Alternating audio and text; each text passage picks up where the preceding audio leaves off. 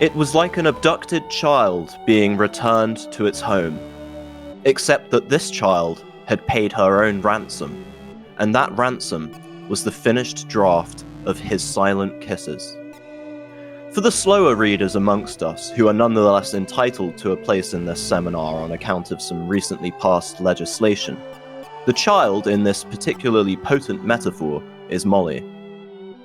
It seems that Dr. Fumble Younger, restored to his former office and, thanks to a hasty but highly effective PR campaign, resolutely uncancelled, must have felt similarly.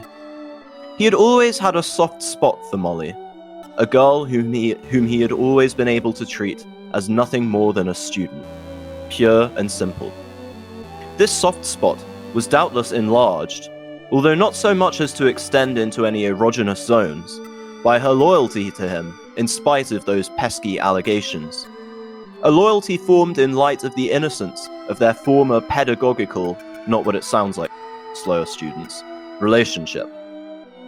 Molly sipped on a hearty broth of nostalgia, like a Vietnamese farmer enjoying a replenishing bowl of pho, except that the broth was actually the oaky smell of Dr. Fumble Younger's office, and, rather than sipping it, Molly was inhaling it through her nose. Also, Molly isn't Vietnamese. Sorry? No. It's a country in Southeast Asia. Let's not get weighed down with too many questions. Perhaps save them for after the seminar? I'll stick around, although I can't be too long because I have an appointment later to discuss a pay rise, which I'm pretty sure I'm entitled to after all the changes that have been introduced this semester.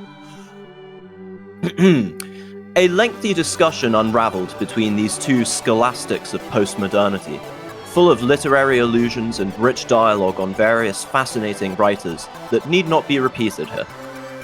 Dr. Fumble Younger knew many of these figures, often long dead, having encountered them in bathhouses, in secluded villas, even on private islands, throughout the course of his esteemed career.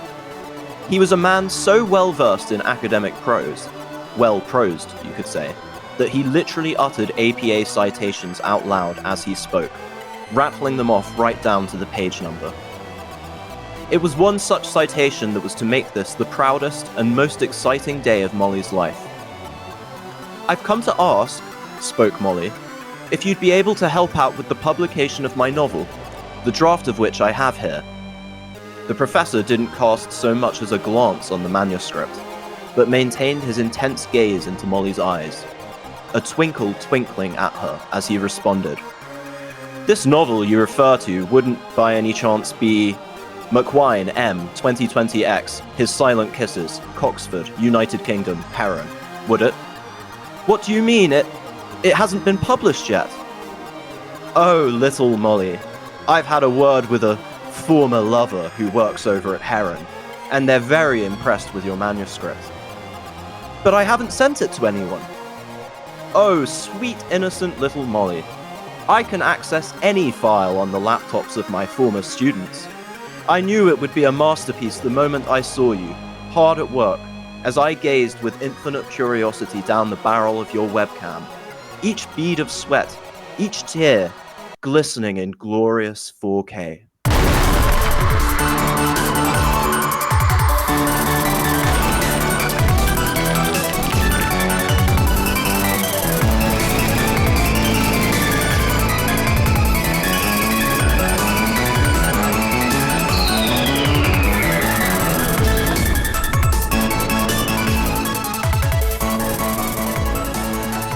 Well, folks, if you enjoyed hearing that little sample of my literary work, then please feel free to head over to the Friends of Attlefeather Substack on substack.com, where you can read more of my novelette, His Silent Kisses. Yeah, very good. There'll be a signing after the podcast for those here in person with us. Yeah, I'll sign your tits. Like a rock star. I was going to say very Led Zeppelin. Excellent. Yeah. Well, good afternoon to you. Yeah, good afternoon to you too, Felix, and to our audience. We hope you all had a lovely Valentine's Day yesterday. Yeah, is this a Valentine's Day special, or is this like a post? It is. This is a post-nut clarity Valentine's Day special, where you look at your wallets, or and think, "Oh God, was it worth it?" Hopefully, for all out there, it was absolutely worth it. Absolutely. I like weird Valentine's day, Day. isn't it? Yeah, It's a strange one because it's named after a saint who had nothing to do with romantic love. I don't think. I'm not sure. I have no idea the history. He's the patron saint of a lot of things. I'm gonna look it up. You know how like Catholic saints, like you look them up and they're just like the patron of, and then like a bunch of completely random shit that is got a touch of the Roman gods. Like the god of worms and god of beetle dung and all this random stuff.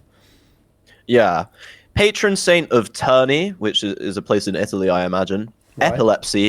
Epilepsy and beekeepers. Right, I can see how that ends up being Valentine's Day. Yeah, his attributes are birds, roses, a bishop with a crippled person, or a child with epilepsy at his feet. Okay. Bishop with a rooster nearby. Right. Bishop refusing to adore an idol. Bishop being beheaded. Of course.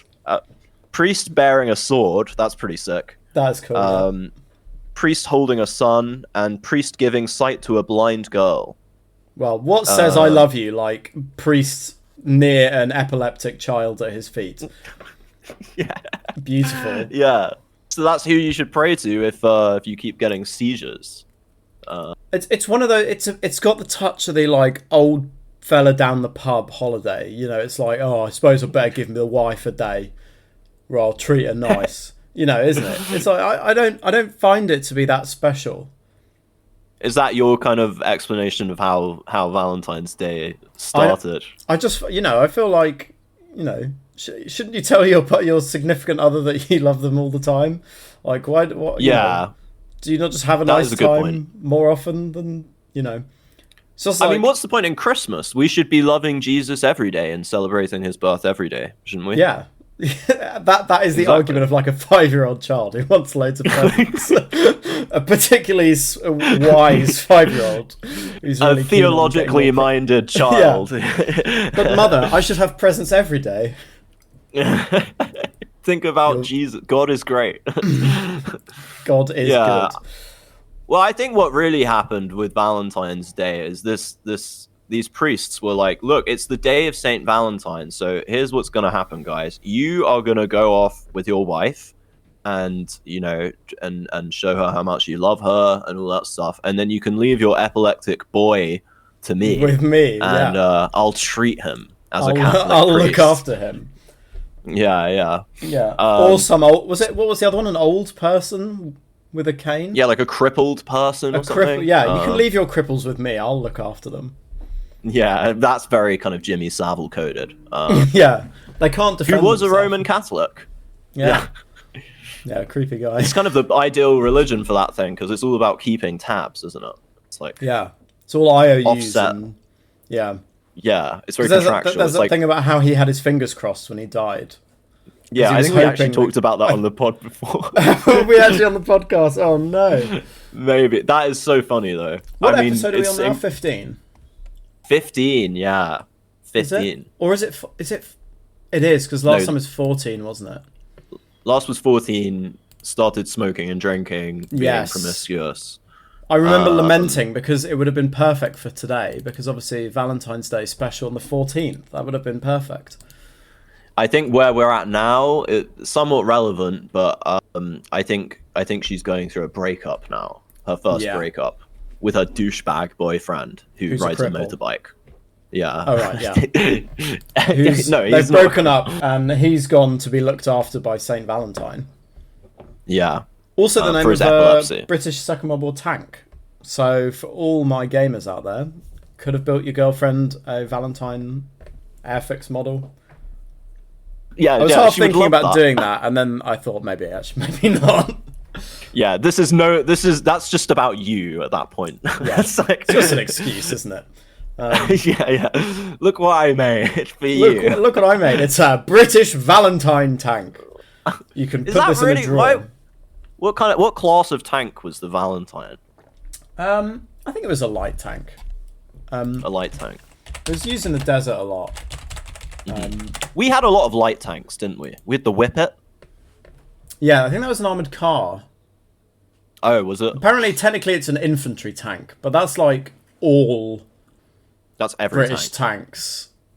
You know, Well, you they're can't all, have like, any tanks slow, without fucking infantry. heavy tanks. Yeah. Yeah, it's you know, quite a on lightweight a one, though. 16 tons. on a somewhat related note, in the World War One, the British tanks were gendered, I believe. Yes, male and female for the heavy cannon was a or the male- machine gun. Yeah. Yeah.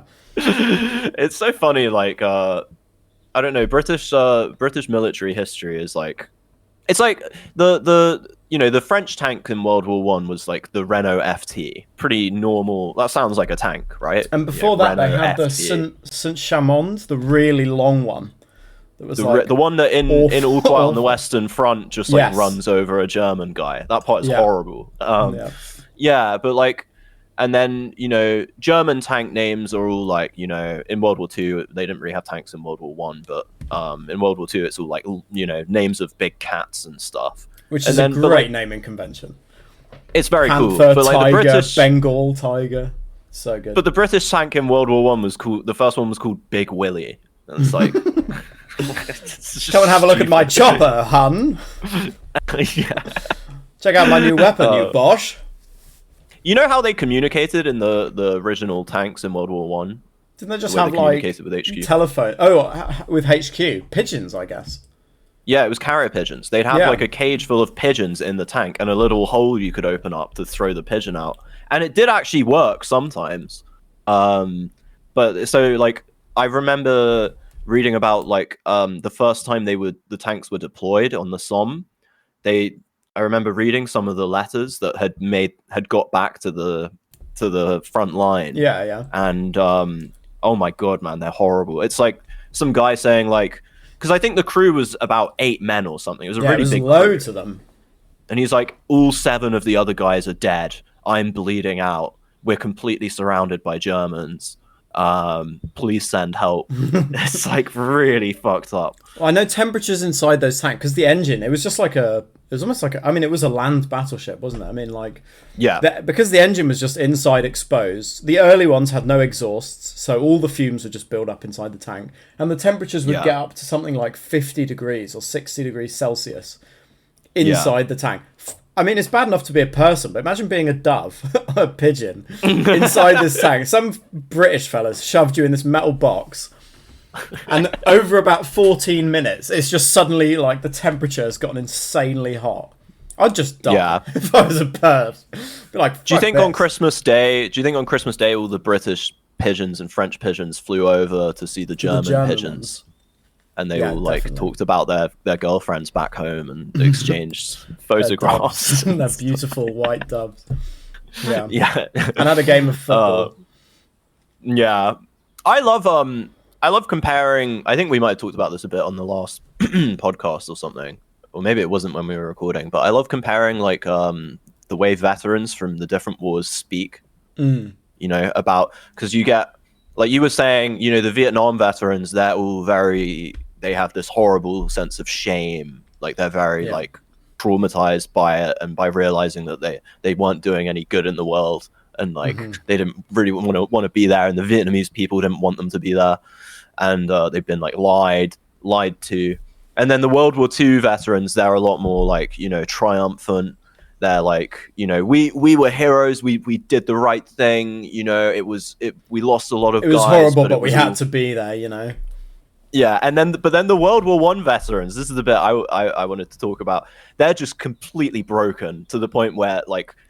There's this one interview with a British World War I veteran who fought on the Western Front, and he's just like, I saw skeletons galore. He's just like talking about how there were skeletons everywhere, and like they're not even like it was horrible. They're just like it was insane. It was completely horrific. I even have I have Storm of Steel to hand at the moment. Hell yeah! I mean that is a book and a half. It's on top of my record player. It's so much better than the British war poets, who I don't think represent how most soldiers felt about World War One. It's certainly got a more German, like, realist, pragmatist viewpoint. That's true, but you have to remember, like, the British war poets were like, they were just a few like upper class guys who you know, who are all sexually ambiguous, who all fought on the Western Front, and like, but I don't think their attitude towards the war was actually widespread amongst British troops. I think, like, a lot of the veterans you hear talking about World War One, they didn't feel like it was a pointless endeavor. A lot of them, like the guys who fought at the Somme, their view was like, you know, it was a very hard-won victory. It was very tough. The enemy was very, very capable and like really hard to fight against. But we did win, you know, in the end. Because like nowadays, when people talk about the Somme, they only talk about the first day. They don't talk about like the months that went on of like this constant grinding that was ultimately a British victory. Yeah, you know. And people were, at the end of World War One, the British did feel very triumphant about it. We had, the empire was bigger than it had ever been before. Yeah. You know, people forget that. I think it reached its peak in 1922. No one talks about that. You know, and like they felt that, you look at like the parades in London after Armistice, and like, you know, they're parading the tanks through the streets. None of them are wearing red coats. They're all wearing their like actual khakis and stuff from... It's like very different to how. Yeah, I mean, World War One's an odd one, isn't it? Because it's not so black and white like the Second World War. You're not fighting the Nazis. No. And even before people knew what the Nazis were doing, there was definitely a more, you know, evil element to it. They had the SS. Yeah. You know. But before people found the concentration camps or anything, you know, there was something sadistic going on in Germany at that time. Yeah. Whereas the First World War, I mean, you know, the Germans still invaded France and Russia. You know, it was still, you know, you're not going to say that they weren't the bad guys or whatever. They were definitely the aggressors. Yeah, you can't say that, you know, Germany did nothing wrong, but it's definitely more of that kind of almost Napoleonic jingoism to the war. Yeah, that you didn't have by the Second World War. You know, it's just almost a Napoleonic war, but the whole fucking world's involved now. Yeah, and like, I guess when World War One kicked off, people had been starting wars like that in Europe for fucking centuries. Yeah, it didn't seem that different until it got going. Yeah, and then it was like, oh, this is a different kind of war. Like, it's not going to be like it used to be. Whereas when World War Two started, the only people who were still in the 19th century mentally were the Germans. And they were like, yeah, this is just natural. This is how history is made. People not militarily. They were very advanced militarily. Tactically, yeah, but I think if you look at their strategy, it was very 19th century in a lot of ways. Yeah, I mean, I guess they were still using the kind of like the Schlieffen plan, like going around the Ardennes as well. I mean, that knock out one at a time. Like von Moltke had the same idea in the First World War. I think I'm getting those two the right way around. I think so. Yeah. But yeah, tactically, I mean, they used to tanks and modern weapons. I mean, they were the most modern army going, I think. Certainly by the beginning. You cut out for a second. Oh, I was saying they were the most modern army for an awful lot of that war. Oh no, we're having technical difficulties. Okay, I think we're all right now. Are we good? Yeah. It's the shitty weather, clearly. This light rain is fucking rain. You know, it's rained like every day this year in the UK. Yeah, yesterday I think was one of the only days it didn't rain. We went I think out that might to be the Gardens, first so it was good that it didn't rain. That would have been a bit of a shitty lucky. walk around if it was pissing it down. It's been a very bleak start to the year, I have to say. But go on. Strategically, Germany was their overall approach to how they were going to win the war, especially against Russia, was very 19th century, in that they thought, we defeat their army, we destroy their army, and then the whole thing will collapse. Well, I think they'll have to surrender. There's that kind of divide between Hitler and then the field marshals. Like, the army itself is very, you know, in terms of doctrine, advanced. You know, they understood how to capitulate an enemy, how to get through and hit them quickly. And if they took Moscow, it might have been that way in Russia as well. But then Hitler wanted to divert south to take Stalingrad for this, and defeating an army in the field. That is the really 19th century approach, which is what the Japanese were Yeah. stuck in.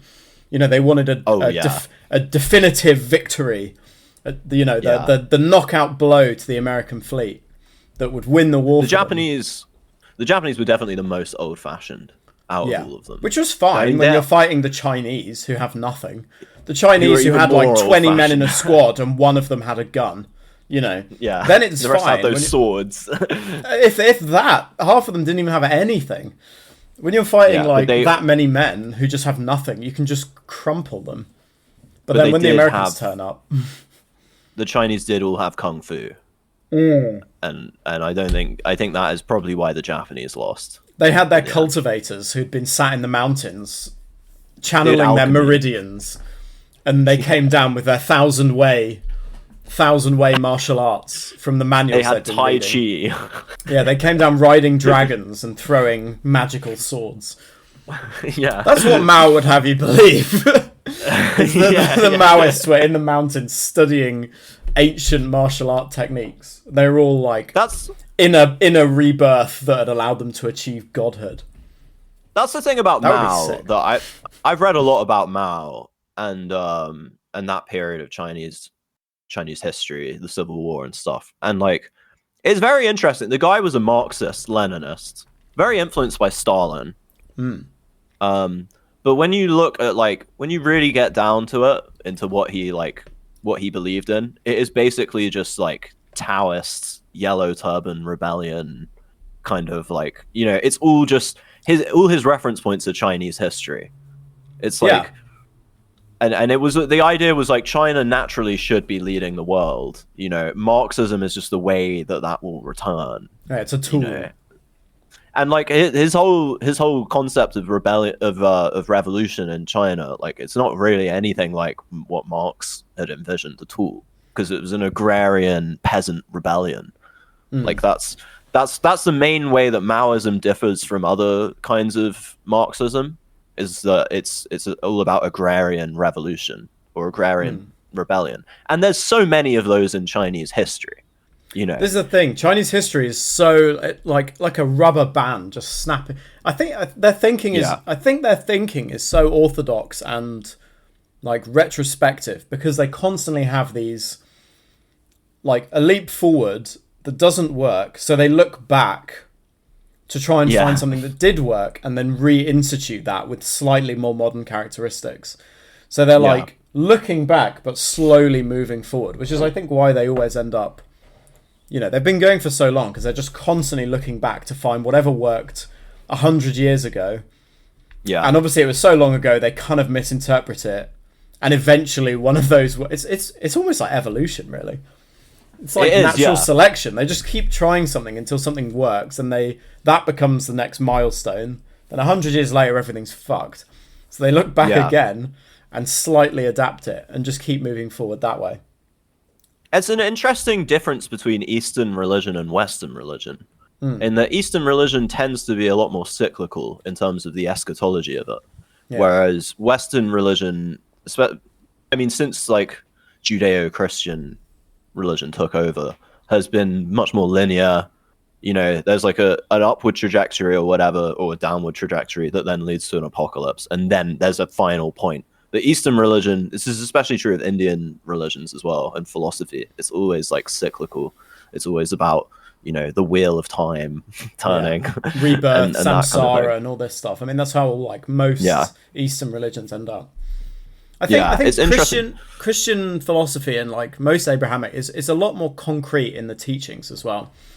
Like if you look at a lot of these Chinese, they're like philosophy religions. They're not so easily interpreted. Yeah, that you can just look at it and say, okay, here, you know, no murder, respect thy father and thy mother. Those are concrete rules. Whereas Taoism is like, you know, move with the Tao, flow like the river, and you know, let the waters break against you and keep flowing. It's like, what does that? How do I actualize that?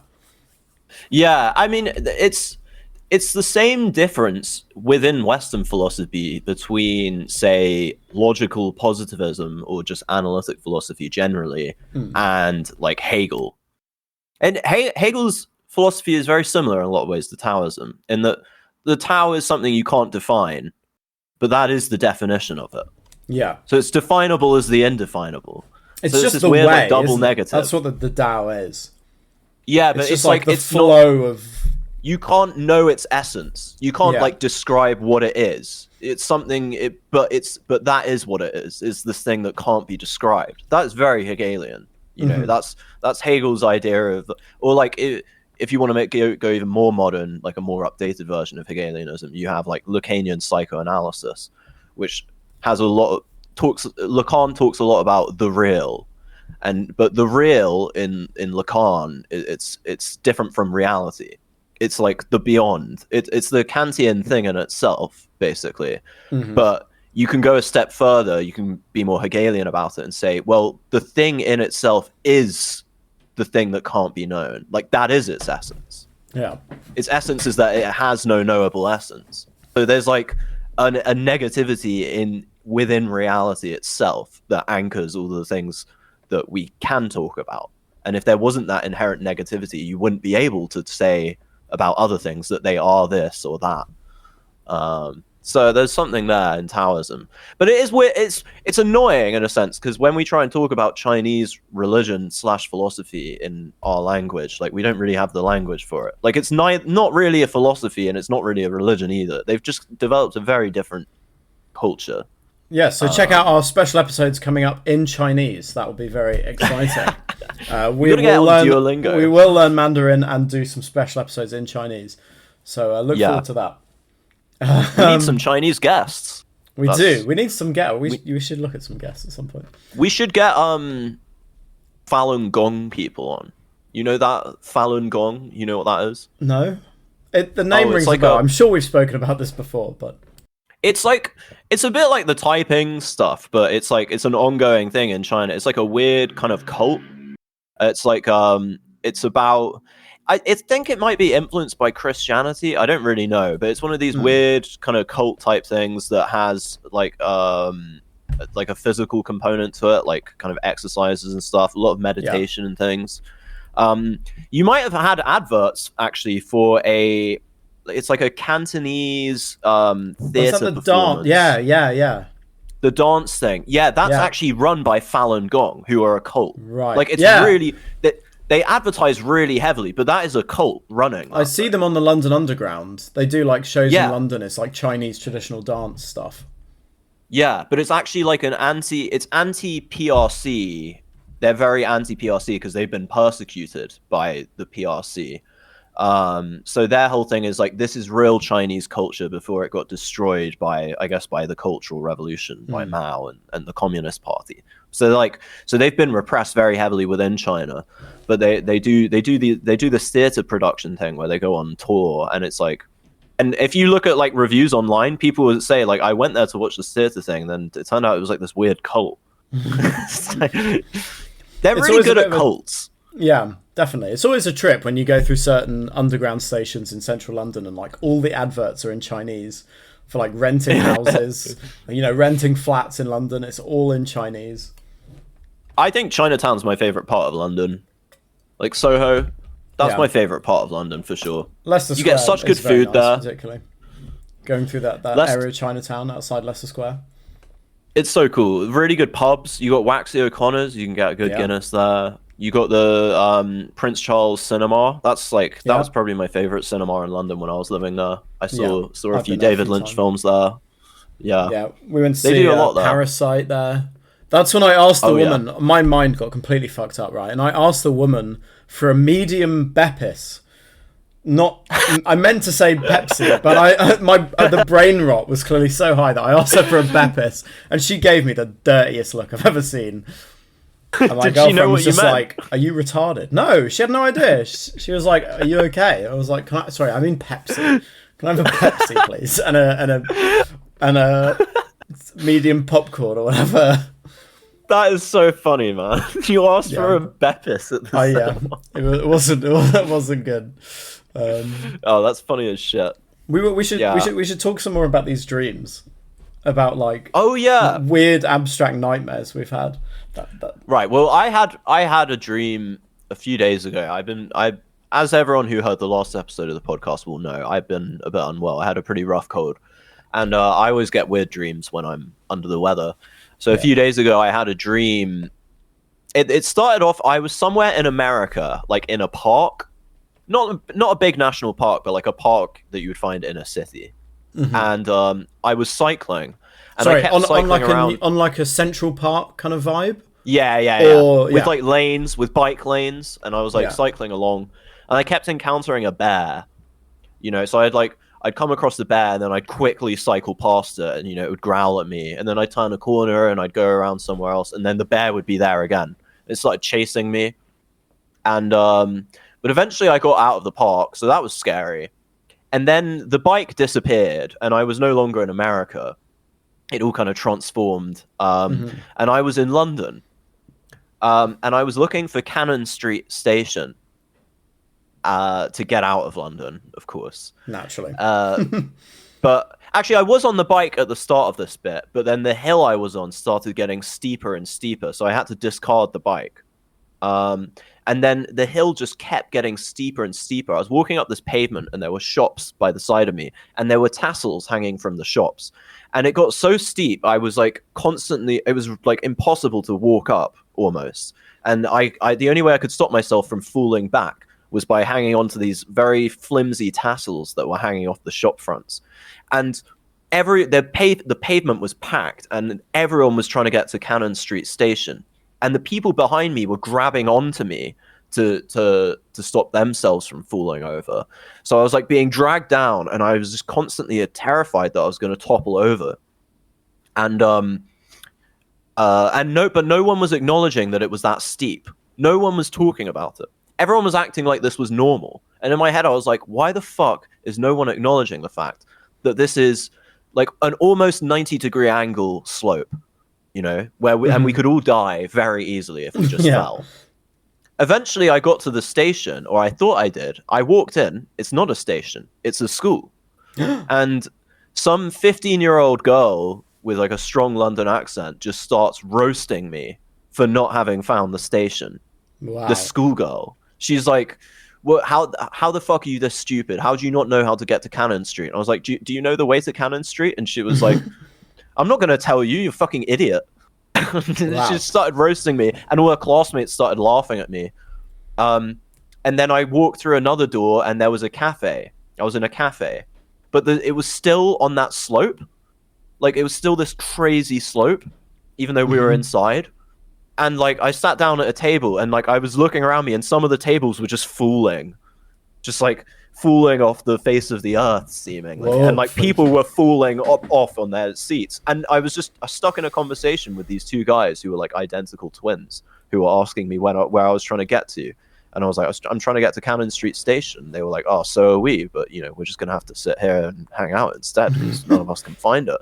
And I was like, why is no one talking about the fact that we're on an extremely steep slope and people are falling to their deaths in this cafe somehow?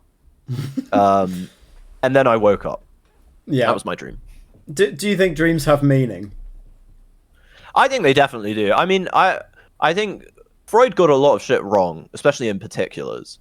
But the overall idea that there is an unconscious aspect to your mind that you don't understand, that we can't even understand, really, except in like negative terms.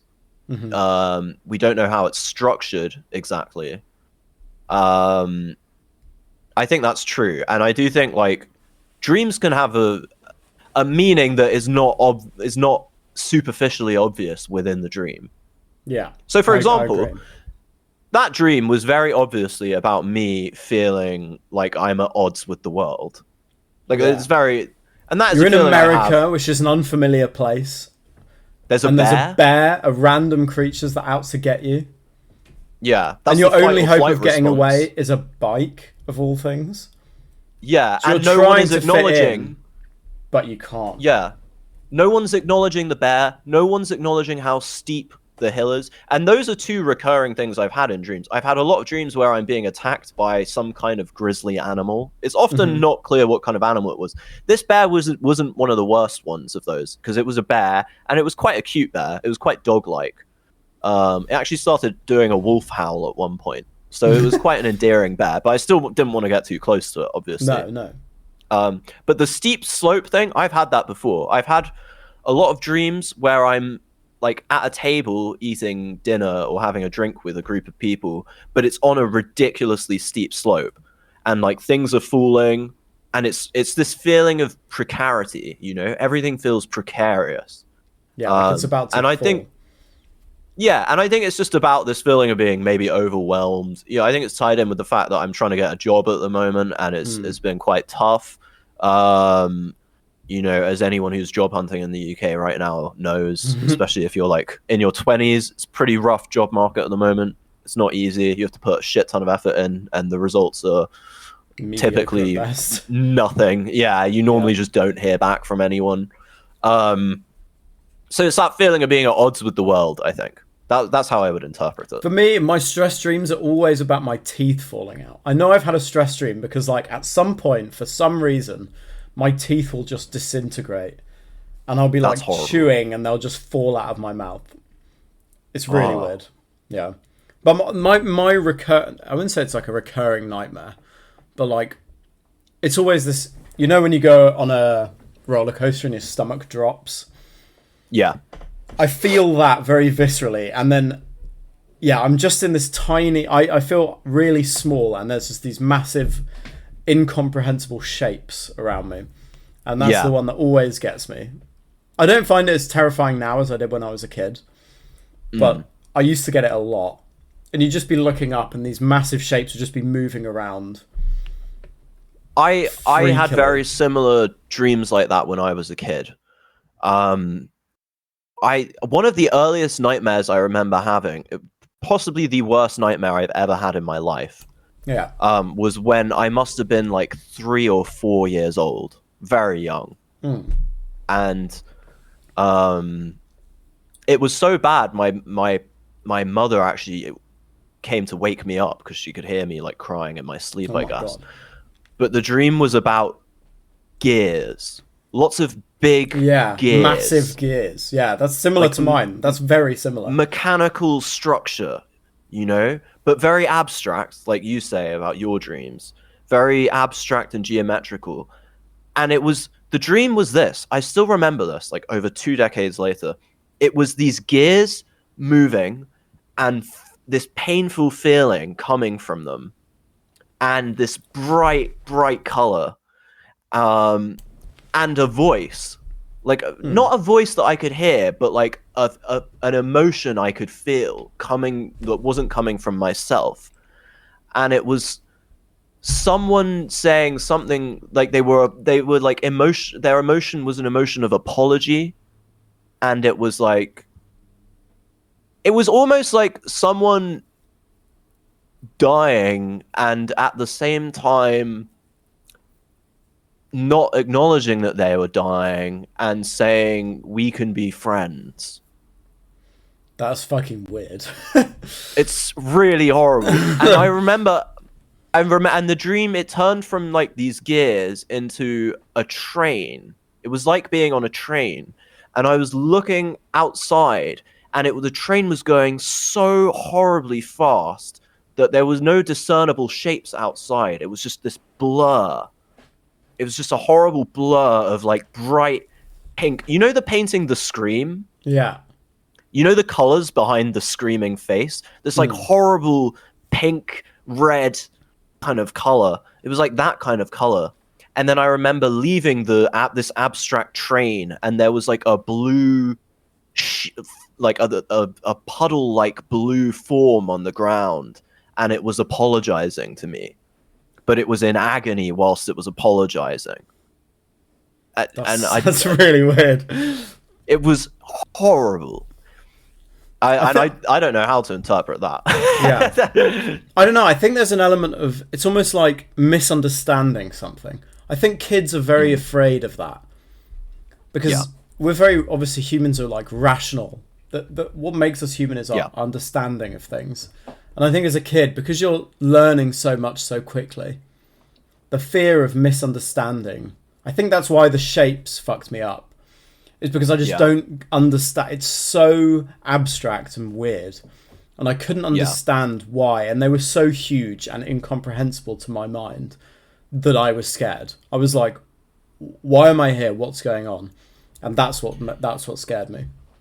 I think I could maybe give a Lacanian spin to this, Okay. which is like talking about the real. Yeah. I think when you're a child, this is Lacan. So Lacan talks about the real, which is this unknowable, like seemingly infinite otherness that you can never be directly acquainted with. Right. And he basically says that the way humans cope with that terrifying real is through constructing over time this symbolic order, which is minds. the realm. Yeah, it's the realm of phenomena. It's rational. It's rationally structured. It's comprehensible. Like it's not reality. It's what reality is, but it's how reality. we've perceived and constructed it to make sense in our head. Yeah, and as Kant would say, like the way we structure it is rational, so that's what makes it reality. Like it's not like a hallucination. We haven't just taken in mad shit and just devised some nonsense. Yeah, I've touched this table and I know there's a table in front of me, but it's my awareness of the table that makes me. You'll never know the here. Table. Yeah, you'll never know the table in itself. Yeah, the real of the table. The real table. But that doesn't mean that the symbolic order is useless, because it does, it's rational. I can still hit my head on it and hurt my head. Yeah, there's causality. That's one of the things you're structuring this experience of reality with. That's one of the categories. But what I would say is, as a child, you are much less you're much less contained within the symbolic order. Yeah. You're much less your experience of reality isn't as rationally structured. You haven't taken in all the ideology and philosophy and culture that allows you to rationally and there's so many reality. Unknowns that you're not so you're more built. So that's what it is. It's this fear of the real. And but by the time you're an adult, you're not scared of the real, because you're like, look, I have a whole ideology of science and reason, or like maybe I believe in God or whatever it is, but I can structure my concept of these things rationally, and then it's not scary, because it's like, look, it's within the confines of the human mind. It's within the human mind's limitations to be able to understand this stuff. But whereas the real is what is inherently not understandable. It's just something you come into conflict with. So it's not something you understand, but it's something you shape your understanding in reaction to through this kind of conflict you have with it. And that's what you would call dialectic, that conflict. So that, I think that's probably why those dreams when you're a kid are so horrific. I very rarely get those kinds of dreams now. No, neither. But I haven't had that. I still get that sometimes, occasional sinking feeling, and that it may not be so literal, but that still feeling of being small. And this, I think my rational interpretation is how small we are. So I think that's kind of carried on to sustain that kind of dream. But do you ever have this weird kind of sensation in dreams that something is at the same time extremely small and extremely big? I think that's part of what that dream. You like feel it's it. That failure to scale, and it feels like my stomach dropping. Do you know what I think that is? I think that's an aspect of the real, if we're going to keep using this kind of terminology. Okay, let's roll with it. Because when you think of categories like size, that's just that comes from the mathematical concept of number, of quantity, right? Yeah. Something is X big or X small. But I think when you're looking at the real, those categories don't apply. Because then it wouldn't be the real, it would be reality. Yeah. So it's like you're looking at, it's a bit like seeing a 4-dimensional object in a 3-dimensional universe, Yes, yeah, got you. If that makes sense. If you were living in a 2-dimensional universe and you saw a 3-dimensional object, like, falling, all you would see is an object getting very big and then getting very small. So if you're in a 3-dimensional universe and you see a 4-dimensional object falling, you see a 3-dimensional object falling and getting bigger and smaller. Yeah. And that's kind of what that feeling is like. It's like it can't contain its own size. That is the it doesn't exact register. feeling that you want to get from like cosmic horror. You know? Yeah. When you're the same staring thing. into the face of a black hole or something. Yeah. I'm a massive cosmic horror kind of guy. I think it's so cool. And It that's is the very exact cool. feeling, if you're writing something, you want to replicate that awful feeling of like realization, you know? Like, There's a holy theory fuck. in German theology. There's Trust a theory the from Germans to have this. from the early 20th century. I think the guy was called Rudolf Otto. He was like a big influence on Carl Jung, the psychologist. But he had this idea of something he called numinosity, Right. which actually comes from the Romantic movement from like 100 years earlier. And the Romantic theory of art. The Romantic theory of art is that when art's really good, the reason it works is because it's giving you. It's the same thing as looking into the eyes of someone you love, because what you're seeing is you're getting a glimpse of the infinite from within a finite realm. You know. Okay. Yeah. It's like, you know, when you look at a painting that has someone painting that painting within it, and there's this infinite loop, you know, the painting within the painting within the painting within the painting. It's the same thing. You're seeing something infinite within a finite geometrical universe. You're getting a glimpse of the idea, which is infinite, Yes. within a real object, or Yes. an object. So in your Rudolf reality. Otto. Yeah. So Rudolf Otto is basically saying like you're seeing God. And he says like the experience of God isn't like a pleasant experience, you know. It's not. It's terrifying. It's a bit like knowing that there's a ghost in the room with you that you can't see, and you know you're scared of the ghost, even though, like, let's face it, most ghosts probably would be harmless if they actually existed. Like most people are harmless. Most people are nice. The ghost probably would just want to be friends with you or whatever, but you're still terrified because it's incomprehensible. And it's not from this finite realm we live in. And so that's his idea of like of what the experience of the divine is actually like. It's not just like a reassuring. People say like edgy atheist types, you know, they say, oh, the reason people are religious is because they're scared of death and they want to be comforted by a fairy tale. It's like, I don't think people who are really religious, I don't think that's what's going on in their head at all. I think they're actually terrified of God or whatever, but not in an entirely negative way. Not in the sense like this is going to do harm to me, but in the sense that like I can't comprehend this. It's incomprehensible. Yeah, it's the same thing as cosmic horror. I mean, it's exactly the same. You know, some being that's so incomprehensibly powerful, or or the idea that an alien might come to Earth. How much would that change the planet? That's an idea as equally terrifying as if we somehow got proof that God existed, or that ghosts were real, or that, you know, some monster was real. Like that would shake the foundations of your reality to the point of insanity almost.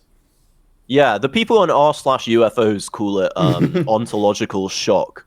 They're always harping on about fucking ontological shock. It's a good term to describe it, I guess. It is, because it's like your entire metaphysical worldview would be shattered, and you'd have to come up with another one that would be completely different. You know, I mean, and most people don't want to do that. Blah blah blah. Aliens are real. I mean, think about how long it took Europeans to acknowledge the fact that when they were going to America, they weren't going to India. Yeah. You know, like it took them ages. Columbus never acknowledged that. Well, we still call them the West Indies. Yeah, Columbus made multiple trips to the Caribbean, and he never acknowledged the fact that he wasn't in India that whole time. He was in a completely new continent that hadn't been named yet. Like, it's so funny. Like, the guy kept going there. Yeah. He kept meeting the people there who clearly were not Indians. You know, we had contact with India at the time, limited contact because of the Ottoman Empire. But, like, you know, we knew what the people looked like, probably, because it's not actually that far away. You know, you got the Silk Road and shit. He just could not accept it. And it took ages for Europeans to be like, okay, fine, it's not India. Fine. But it's still good, honestly. There's gold. Yeah, I was reading about like the Spanish conquest of the Americas. It's fucking crazy. It's so weird. Yeah, they fucked some shit up. it's just like, it must have been such a weird time.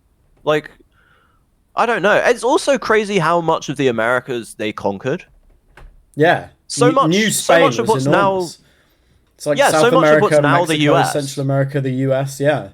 California, It's like most this of it. whole way from California down to like Brazil almost.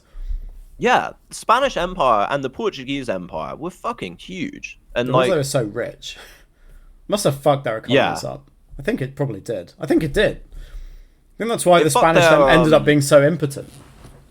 it fucked their epidemiology up. I'll tell you That's that. for sure. You ever heard about like what happened when syphilis first came to Europe? No.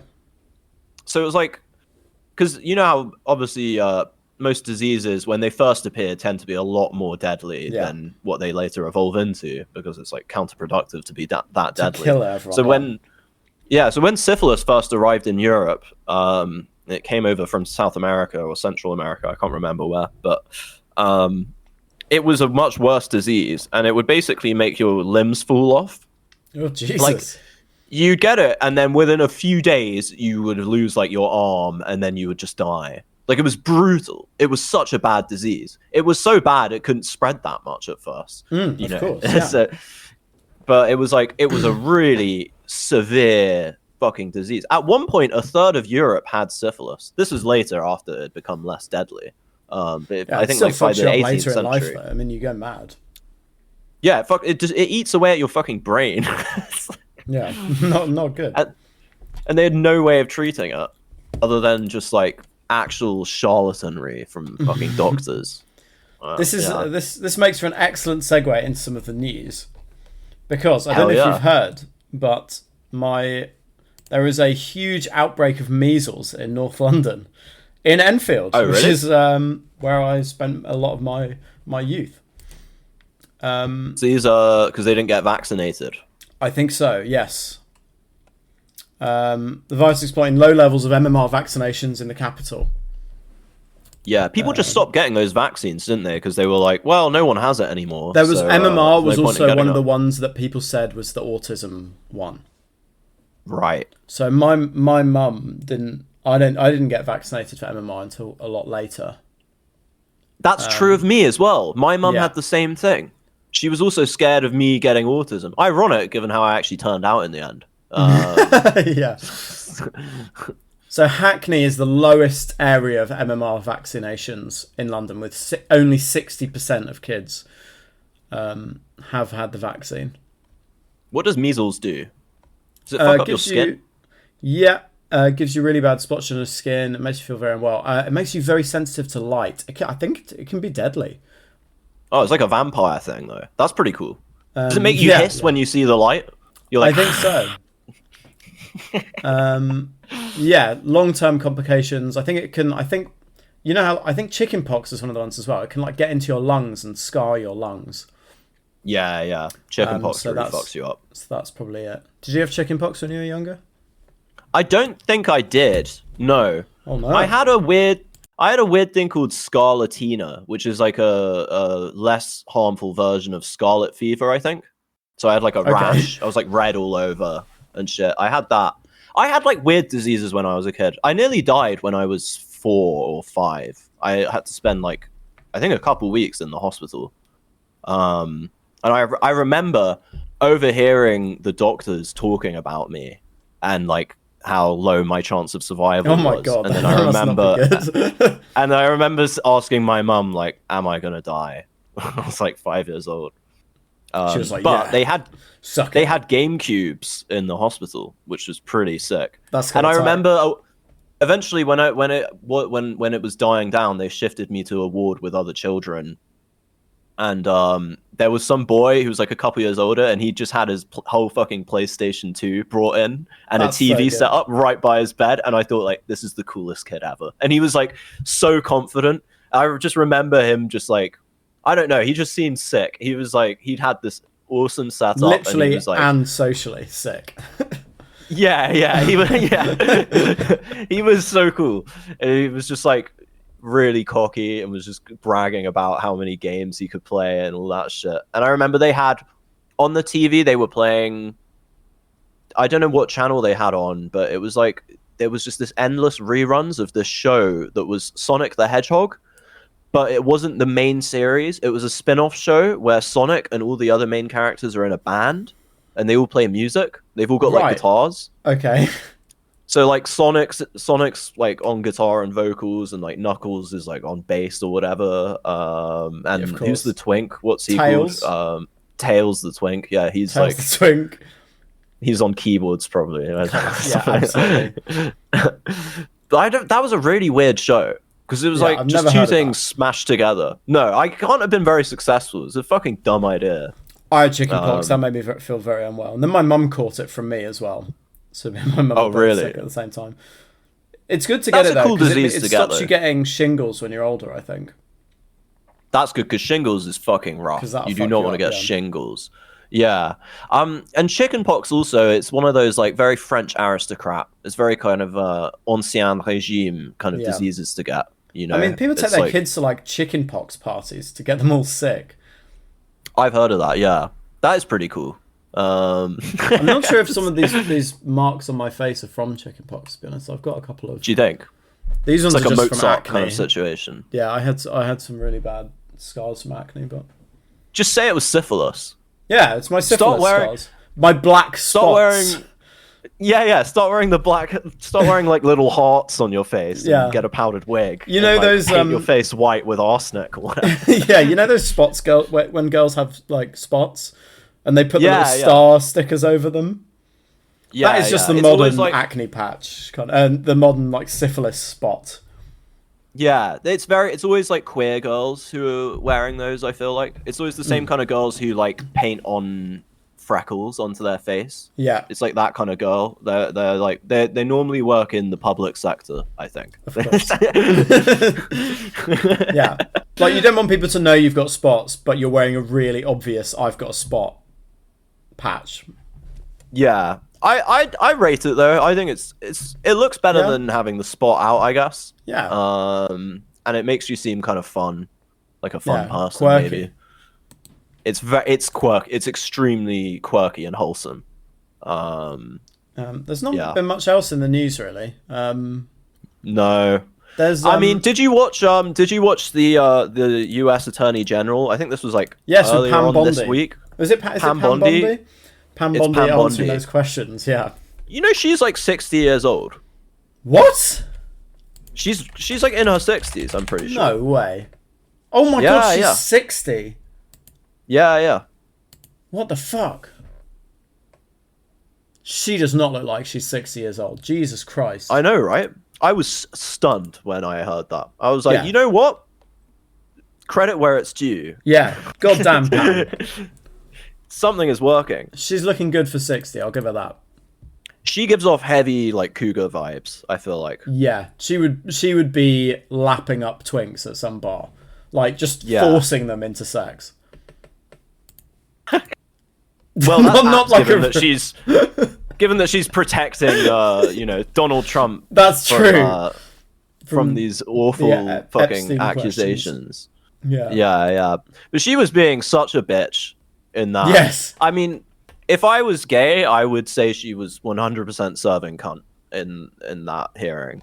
That probably puts them at a kind of, she's this awful woman defending, but then she's also serving cunt. So, like, what do you say about that? What do you say? Well, it's like there are gay guys who obviously hate Trump, but then quite like Melania. Yes, that's very... Yeah, people love Melania because she wears clothes. She's very queer-coded. She's got the power. She's like... I have a theory. Everyone's got a guiding spirit, right? Everyone has a... this is actually part of my whole philosophical theory I've been... What's the one from Harry Potter called? Who? They have like their spirits, don't they? They're Patronus. Oh, Patronus. Yeah. It's kind of like that. I use the technical term systematic spirit, which is one of the 3 registers of spirit, which I like to discuss with myself on my notepad app. I've come up with formulas for the 3 registers of spirit and all this stuff. But anyway, that's what you sent me the other day. Yeah, that's why I honoured you with. Those are my mathemes. But I think everyone has a guiding spirit, right? Yeah. And gay guys, their guiding spirit is almost always a middle-aged woman. Yeah. Who's right? slightly dissatisfied with their marriage. Yeah, and is like, you know, pissed off all the time, slightly alcoholic, a tragic figure, Absolutely. you know, and that's why they like people like Melania Trump. You know? Yeah, because they'll pick out like her not giving Donald Trump a kiss or something and be like, yes. Yeah, I can look at gay guys and figure out what kind of middle-aged woman their spirit is. Right. Like, I can their guardian angel. I can figure out. Like, I can tell if it's like guardian you mother. know, yeah. Like, I don't know if you watched the show The Traitors. No, I've not. It's no. very popular. I don't, because I don't have a license fee, so I can't. No. But when I've visited my parents' house or whatever, or like my girlfriend's parents' house, I've seen it on TV. License-paying individual, yeah. Yeah, and the guy who was traitor in the latest season, he was a gay guy, and I could tell his spirit, his guardian angel, was a middle-aged woman who loves ABBA. Of course. I could just tell, because he was always wearing like jumpsuits with flares, and like he'd wear a shirt. He had pretty good outfits. I'll give him credit. Like, an a cappella kind of guy. yeah. But I could just tell his angel, his what's the word? They used to have they used to call it your genius back in the day. That's what the word genius in like ancient Rome. Your genius was it wasn't about your intelligence or anything. It was like a type of spirit who looks after you. You know, they probably have shit like this in Chinese folk religion as well, I imagine. Yeah. But yeah, I could tell his was like, you know, a Prosecco drinking housewife who loved ABBA. And Who's maybe a bit of disco ABBA live music. many times. The hologram one. ABBA Voyage. Yeah. Big fan. Oh of my ABBA god, Voyage. yeah. That looked really funny, I have to say. Well, that was all over the tube when that first hit. It still London, is wasn't now. It's still going Yeah. strong. What is the They point? built a whole arena for it. There's an arena just for ABBA Voyage. That's how often it's on. I don't like the hologram thing. I mean, like, the one that I first saw was when I was 13, when Tupac's hologram performed at Coachella with Snoop Dogg. And like, he appeared and he was like, "What up, Snoop?" And Snoop's like, "What up, Pac?" And it's like, you do realize these guys had fallen out right before Tupac died. Like, Tupac did not like Snoop Dogg as a person. Snoop Dogg is such a fucking snake. I really dislike him on a personal level. He's like, just do anything for the PR and shit. It's like, yeah, this is my old homie who died. It's like, no, it's not. It's the guy who fell out with you and Dr. Dre, who was also on that stage at Coachella. Tupac made his last album is basically just him dissing Dr. Dre and calling him gay. Like, that's his whole last album that was released just after he died.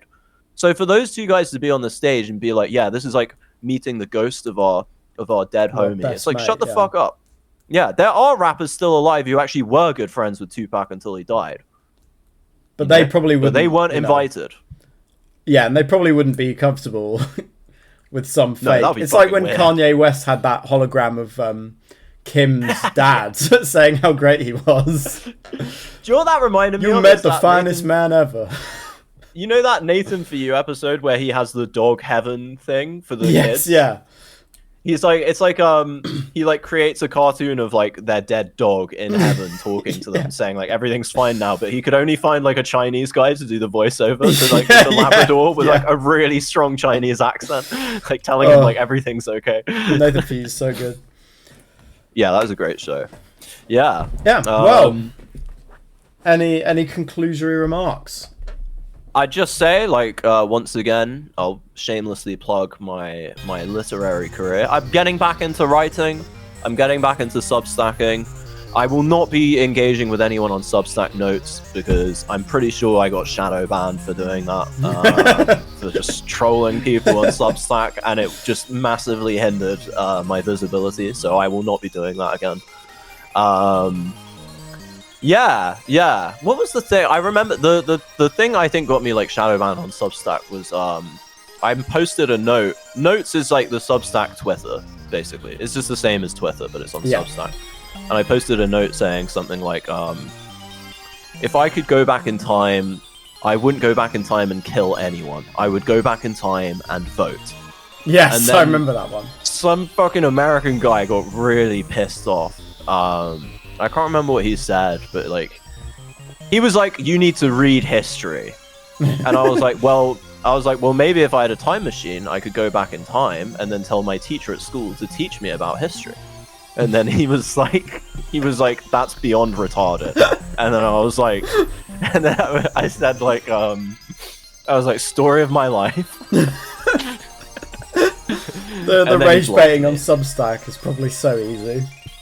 Yeah, but it's also like, I think it just fucks up the algorithm for you, because like I immediately, as soon as I started using Substack, that was my strategy. I was like, well, this will be fun, and then like just, you know, no one read any of my, I just like lost all my followers. I just got blocked by so many people.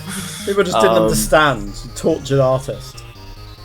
Yeah, no, it's just the most pretentious app. Of course. You know, it's like Twitter for people who think that dark academia is cool or whatever. You know, it's that kind of thing. Once again, the thing I'm publishing on Substack now, it's a novella or novelette, to be specific, called His Silent Kisses, and it is just a parody of pretty much everyone on Substack. So I'm probably not going to get any readers on that app, but hopefully I can. I just realised I'm distributing this podcast via Substack as well, so that's a bit of a flaw in the plan. So if you found this podcast on Substack, look at the Attlefeather Substack. Friends of Attlefeather. I've got three newsletters on Substack. I've got Attlefeather's Substack, which I don't use anymore. But if I start writing unironic things again, then that's where it will go. Maybe my theory of spirit, that will go on there. My kind of my bizarre writings about German idealism and stuff. And then I've got the God Worshipping Society newsletter, which is just where I distribute this podcast. And then I've got Friends of Attlefeather, which is where me and also many of my friends who make contributions to the newsletter get to practice free speech. Yeah, and really kind of take the concept of free speech to the limit. To the limit. So that's where you can find my literary work. I am getting back into writing. His Silent Kisses Part 2 out now. I actually wrote it like a month ago and then forgot that I had written Part 2. And then I remembered yesterday. I was like, oh, maybe I should just publish this. So yeah, give it a read. Yeah, there you go. I don't know when the next thing will get published, but but you know when the next God Worshipping Society will be every Sunday. We're actually consistent with this. We are. We've been amazingly consistent. My writing. And it's paying off. Actually, I would like to say we did get a couple comments on YouTube. Oh, did we? Of all places. Because this podcast is available on YouTube. And Spotify. It's not really... Yeah, Spotify I think is like probably the best place for us to like promote this. But, you know, we are on YouTube. So we got a couple comments on our last video. We just need to get on Deezer next. Yes. Yeah, we should. Jasmine comments heart emoji. Wow. So that's nice. Thank you, Jasmine. Cheers, Jasmine. And then a guy who calls himself the Fish and Chips gave us a very insightful comment which says, John D. Francis Bacon, Britannia, America, New Atlantis. Now, wow, Mr. Fish and Chips, I am on your fucking level. I respect the way your mind is working. Yeah, I think agree. we're very similar kind of people. You know, and maybe you would enjoy reading my Substack newsletter, Friends of Attlefeather. Yeah, I think we got quite a lot of views on the last episode. I think it might be because I titled it Britain is Falling. Yeah. God Worshipping Society, Britain is Falling. It's like, yeah, it's pretty bait. So I don't know what we'll call this one, but maybe something about dreams. I don't know. Dreams and mind stones. Mind stones. I don't know. That just seems like, you know, crystal shit. Yeah, I do think we've got to lean will just into be that. a bait title. Yeah, dream I think analysis and stuff. Yeah. Yeah, dream analysis. What did we talk about at the start? The First World War. Dream analysis in the first- First World War. Tanks, dream analysis. We got to have something kind of politically coded, I think. Something a bit kind And of right-wing Brexit. sounding. Yeah. Yeah, it could be that. Have we talked about anything? Oh, we could... Something about how Pam Bondi is serving cunt. Yes. Our love Excellent. for Pam Bondi. Yeah. There you go. Dream Theory Nailed it. and Pam Bondi love. Yeah, and Pam Bondi's... how good she's looking for her age. Is there like a noun for like... No, an adjective for like aging gracefully? There is now. Bondying. Pamming. Bondying. She's pamming. Bondi it. maxing. She's pamming it. Yeah. Bondi maxing. She's- Yeah. Yeah, so do you have anything to finish us with, Felix? on your No, end? I just say like and subscribe, or your mother will die in her sleep. In her sleep. Hell yeah. Hell yeah. Alright guys, thank you very much for joining us. We hope you had a lovely Valentine's Day. And yeah, have a great week, and we'll see you again next Sunday. See you next Sunday. Amen. Amen.